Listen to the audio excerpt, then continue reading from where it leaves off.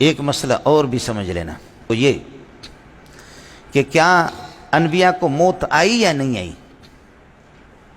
بولو، انبیاء کو موت آئی یا نہیں آئی؟ تم سانپ کو دبر کے نیچے چھپانا چاہ رہے ہو۔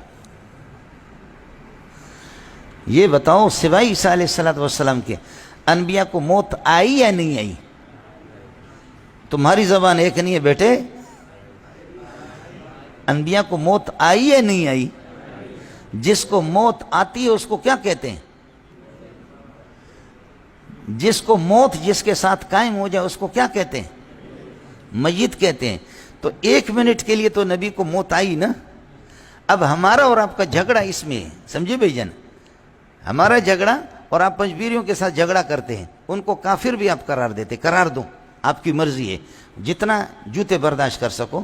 میں کسی پنجبیری کا ذمہ دار نہیں ہوں، لیکن مولانا پنجبیری کو خدا کی قسم میں خود گالیاں دیتا تھا، ہم لعنتیں بھیجتے تھے، لیکن علامہ انور شاہ کشمیری کے شاگرد اپنی عاقبت تباہ نہ کرو۔ یہ اس لیے مسئلہ آپ کو سمجھا رہا ہوں، آپ کا تھوڑا سا علم دیکھنا چاہ رہا ہوں۔ جس کو موت آتی ہے اس کو کیا کہتے ہیں؟ ہاں، اس کو کیا کہتے ہیں؟ سوائے شیخ قاسم العلوم والخیرات حضرت اقدس محمد قاسم نانوتوی، ان کا کہنا یہ ہے کہ نبی کو موت بھی نہیں آئی ہے، صرف سکتہ ہوا ہے، انقباض ہوا ہے۔ آب حیات اس کی پوری کتاب ہے، لیکن یہ حضرت کا تفرد ہے۔ باقی تمام علماء دیوبند، دو شافعی ہوں، مالکی ہو، حنبلی ہوں، بریلوی ہوں، سب ہوں، کہ حضرت اقدس کو موت آئی۔ اور جس کو موت آتی ہے، نوح علیہ السلام کو، آدم علیہ السلام کو، سب کو، جس کو موت آتی ہے، جس کے ساتھ موت لگے، اس کو کیا کہتے ہیں؟ اس کو کیا کہتے ہیں؟ میت۔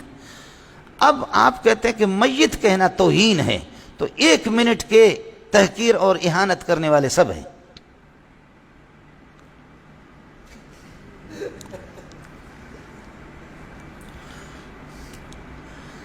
یہ مسئلہ آ گیا کہ قبر میں رکھا حضرت کو، ٹھیک ہے، اب ٹھیک ہے یہ جھگڑا نہیں، لیکن میت کہنے سے اگر توہین ہوتی ہے نا، تو یہ تو توہین اللہ نے کی، اور اس توہین کا تو سب اقرار کر رہے ہیں کہ موت تو آئی نا۔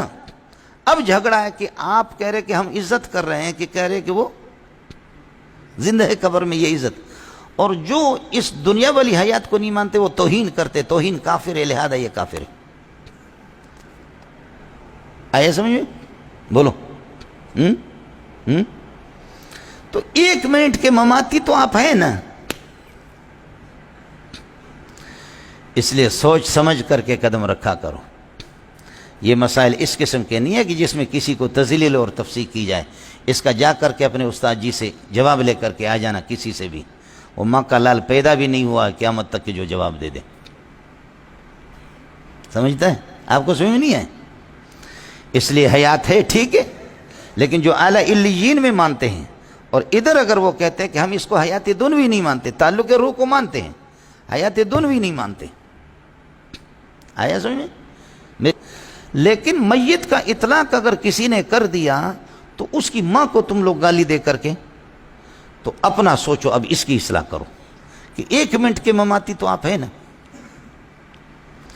لفظ میت کا اگر اطلاق کرنا توہین ہے، یہ بتاؤ، یہ انگلی ہے نہیں ہے، یہ ہے نہیں ہے، یہ ہے نہیں ہے، کتنے نمبر ہو گئے؟ 1 2 3، سمجھ رہی ہے کہ نہیں؟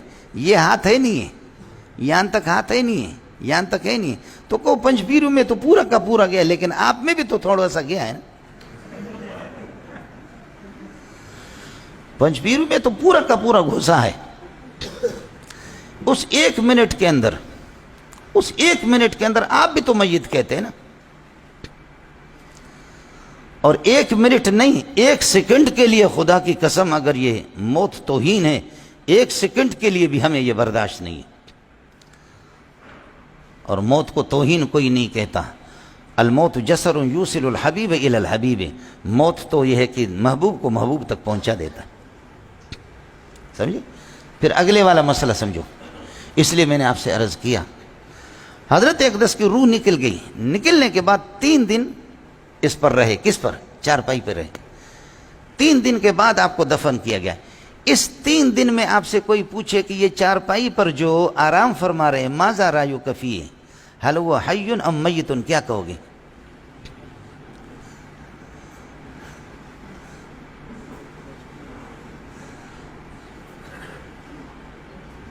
بیٹا تم بول بھی نہیں سکو گے، خیال کر لینا، جہاں بھی یہ 2 شکیں، تیسری شک تو ہے ہی نہیں، جس پر بھی قدم رکھو گے فوراً غرق ہو جاؤ گے۔ یہ چارپائی پہ جو رکھا ہوا 2 دن 3 دن تک، حل هو حی ام میت،